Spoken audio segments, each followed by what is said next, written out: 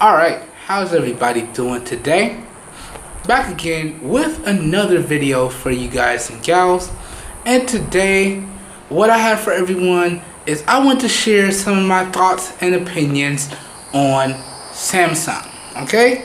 I've done LG, I've done Google, and I told you guys and gals I will be covering more companies. So today, I want to give y'all my thoughts and opinions on Samsung overall as a company, primarily just talking about from a smartphone aspect.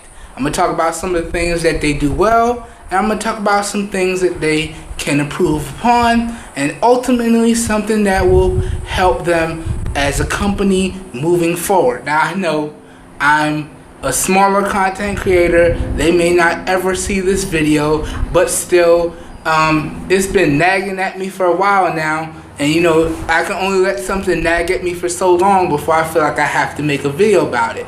So that being said, let's jump into this video. Now, starting off, I just want to talk about some of the things that Samsung does well. And one of the things that Samsung do well in regards to smartphones is number one, they're known for having some of the best cameras on the market. Number two, they're also known for having some of the best displays on the market, and in particular when it comes to a good display, Samsung is pretty much holding it down as being one of the market leaders for top manufactured displays. So any device that you see that wants an AMOLED display or a Super AMOLED display, they're going to Samsung to get that. So they're really good in their overall production and display quality. Alright? Also, the hardware that Samsung packs into their devices is really good. The chipsets, all of that. And when we talk about the overall hardware features across the lineup, which we're getting ready to talk about in a second here, Samsung is known for having some of the most feature-packed devices across any price tier or any price segment of Samsung device. Alright, so that's a few things that Samsung does well from a hardware perspective. Okay, now talking about some more things that Samsung does well in regards to them as a company, their diversification portfolio is really good. Across the lineup, they have at least 3 to 5 devices in every tier of device. And we're talking about every tier and every price segment. So from the entry level to mid-range to high mid-range to flagship to premium flagship, they have 3 to 5 devices across the whole range. So just for an example for you guys, when we talk about entry level to mid-range, then they have their new lineup, which they just came out with this year in the M series, the M series lineup, in which they have 3 devices. They have the M10, the M20, and the M30. And these range in hardware specifications from 332 RAM variants to 464 RAM variants, and even in some cases, you got the 128 RAM and storage configuration options. Alright, and they also range in display sizes as well. Okay, so that's their entry level to mid-range segment. Now, if you want to bump that up, they have another line, which is their premium mid-range, and that's the A series. Okay, and they have again 3 to 5 devices in that series. So that series starts with the A10 and goes all the way up to the latest one that they just announced is the A90. Okay, so really good stuff there. And then when you move on from that, then you're talking about their flagship series, their flagship and their premium flagship series, and then that's when you get into the S lineup. And something that's new for this year is they actually came out with 3 separate devices for their flagship tier of devices this year. They came out with the S10e, the regular S10, and the S10 Plus. Okay? So really good stuff there. And then when you talk about Samsung's premium flagship lineup, that's when you get into the Note series. That's the absolute cream of the crop, where Samsung literally throws in everything. That's their #1 premium device. Okay? So that pretty much goes over the range of devices that Samsung offers. And again, this is in every segment. So jumping back, talking about the pricing now. When we talk about the pricing, when you're looking at your M series lineup of devices, you're looking at anything ranging from about $150 US to at most probably $250 US. Okay? Then when you get into your A series, then you're looking at devices ranging in price from about $230 to about $300. Okay? Then when you're looking at your S series of devices, then you're looking at devices ranging in price from as low as, with my research I was able to find, as low as $550 and as high as $1,500. Okay? Keep in mind the pricing may vary depending on where you get the devices from and how you get them. Okay? In my experience and through my research, getting these devices through online retailers like Amazon and eBay and through Samsung directly, or places like Swappa or Mercari or third market sites like that, tend to be generally the cheaper option. Then you can find devices about $200 to maybe $300 cheaper depending on the device that you're looking for. But that's the general overall price range between the segments. Okay? Alright, so that pretty much outlines Samsung's pretty much whole device lineup and pricing layout. Now, and as I said, that's something that Samsung does extremely well. They have a wide variety of devices across all of the price segments. Okay? So that's really good. That adds another level of diversification to their portfolio.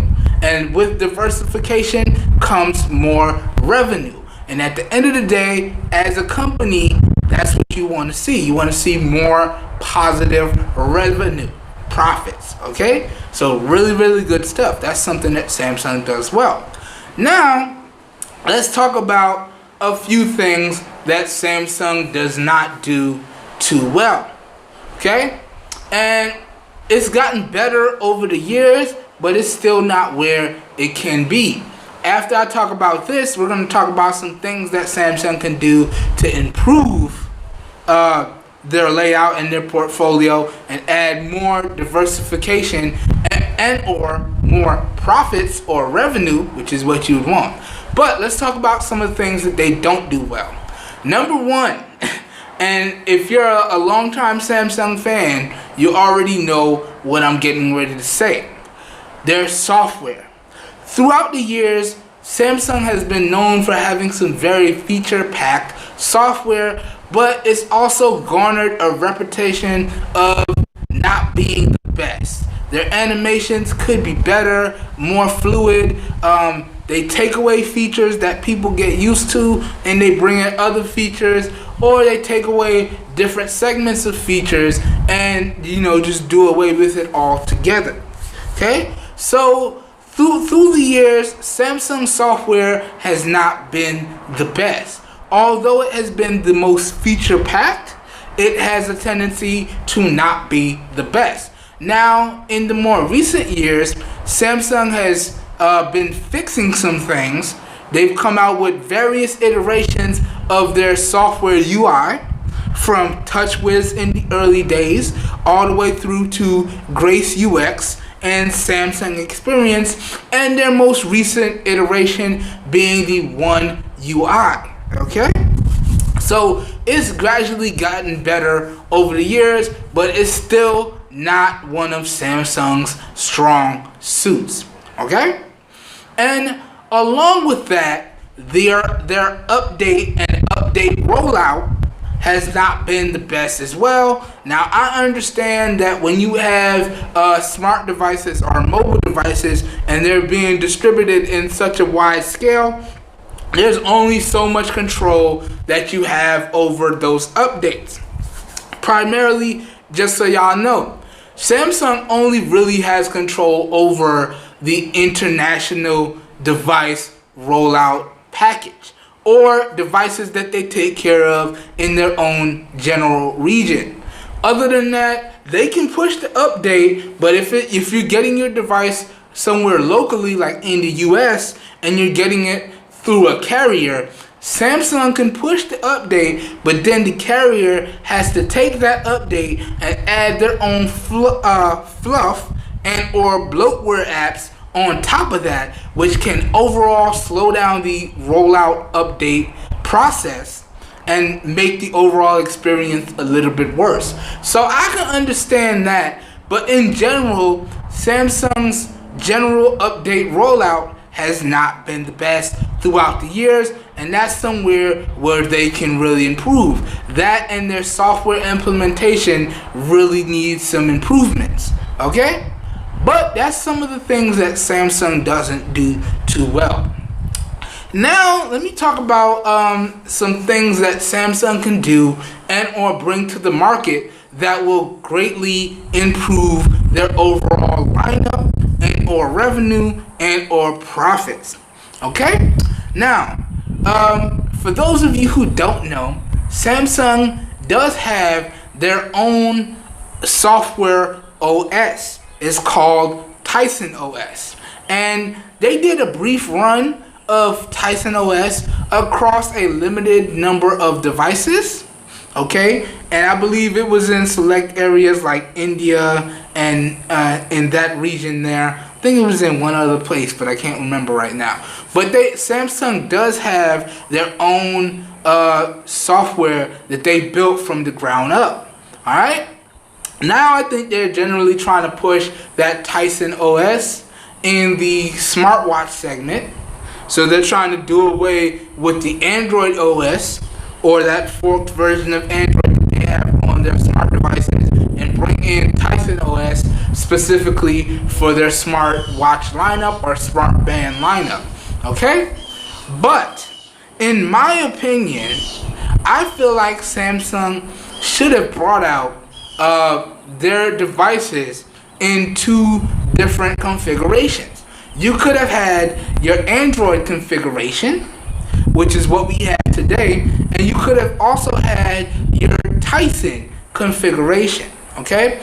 Not only does this add another source of revenue and or potential profits, but it also gives us as the end user more options. And i.e., more options is a good thing. Okay? This way, you can choose what works best for you. So that's something that I feel Samsung should do moving forward. And granted, I know some of y'all may say, well, if they do that, then they're going to be in direct opposition to Google, and Google's not for that sort of thing. Well, guess what? Competition is a good thing, because competition forces manufacturers to be more innovative. Okay, so it forces them to push the envelope, because if you don't have competition in select areas, companies and manufacturers tend to get lazy. They tend to rest on their laurels, and they tend to adopt the mindset of, if it isn't broke, don't fix it. And when that happens, you tend to see a lot more price hikes with less iteration or improvements as different devices come out, because they're like, oh, okay, we're still making money, so we're just gonna do a few tweaks here. We don't have to do anything dramatic. We'll bump up the price $200-300, re-release it, and because people like it so much, they're gonna buy it. So that's where I say yes. I know it may be tough for Samsung to release a couple different variations of the device with the different OSs, but competition is a good thing, and overall it leads to more choices for us, the end consumers, which is always a good thing. Alright, and lastly, and this is a big one, one of the things that Samsung can do, and I'm surprised that they haven't done it yet, and I'm really racking my brains as to why they haven't done it yet, is why haven't they come out with a device on the AndroidOne program or AndroidOne platform? And I've already talked about what the AndroidOne platform is or program is, but briefly for you guys and gals that don't know, if you have a device on the AndroidOne program, that means that as a manufacturer, you're just providing the hardware. You provide the hardware and the software interface for the cameras. That's the only thing you do as a manufacturer when you're submitting your device for the AndroidOne platform or program. Other than that, everything else software-wise is handled through Google. Okay? And with the AndroidOne program, you're guaranteed 3 years of security patch updates and 2 years of major system updates. So it really is a good thing. So this is why I've been racking my brains as to why Samsung has not released a device on the AndroidOne program. Okay? Because I think if they did that, not only would it add another level of diversification to their overall platform and portfolio, but they can really dominate that segment. Okay? Because all you really have to do is come out with a premium device or mid-range device. Alright? And all it has to do here, guys, and in all seriousness, this is all it has to do.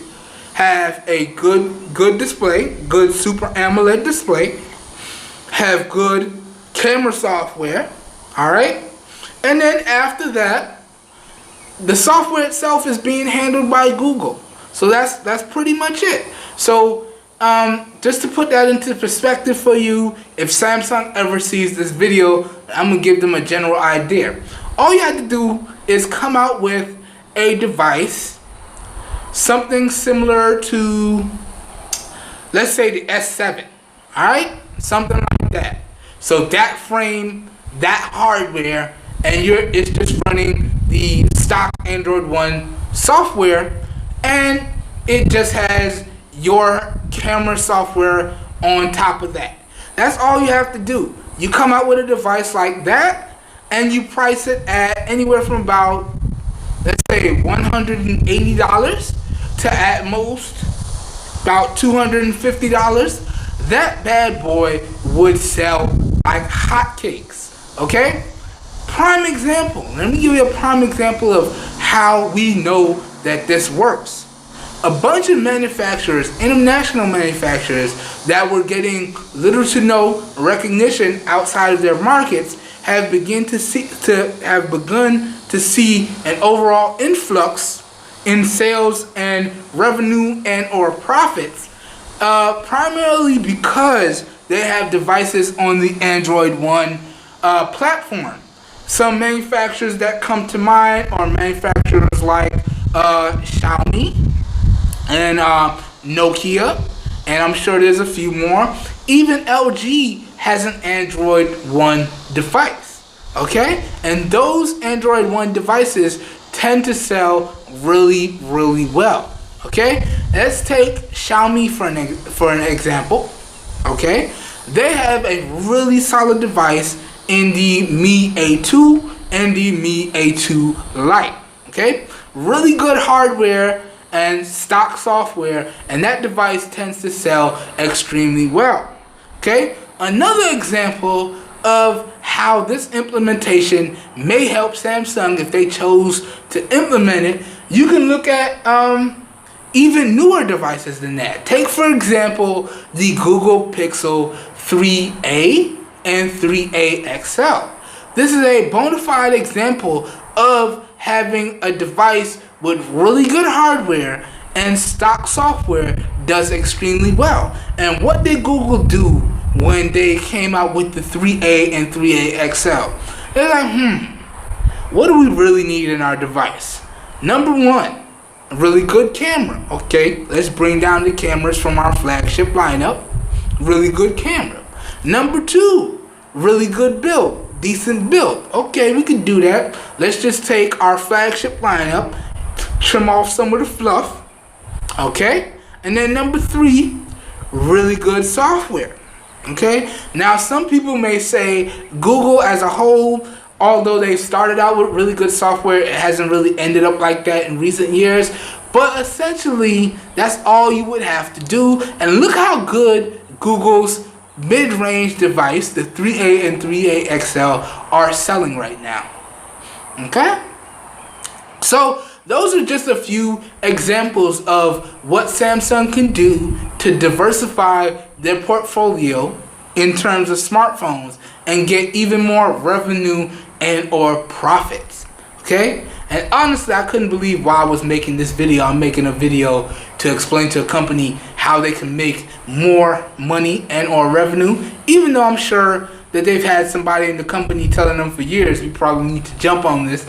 But you know, it's been nagging me, and when something nags me, I find that turning on the camera, sitting down and getting it out is the best way to, you know, that way it comes off of my chest and I feel relieved. So, I tried to do this video as quick as possible. I apologize if it's a little long. Also, I'm shooting this with the rear-facing camera on the S7 Active in 1080p at 30 FPS. And I'm using the Auto Bellow wide-angle camera lens and the Amazon Basics cardioid microphone to record the audio. So please let me know what you think of this overall video quality and audio quality down below in the comments. Also, what do y'all feel about Samsung? Do you own a Samsung device? What are some things that you think Samsung should do to, you know, make their devices better? What are some things that you feel that they definitely need to improve upon? And what are some things that you like about your Samsung devices? Let me know. Let's have a nice, respectful conversation down below in the comments. I'll see you guys and gals down there. I hope everyone has a great day and happy 4th of July. And I'll catch y'all on my next video. Peace, everyone.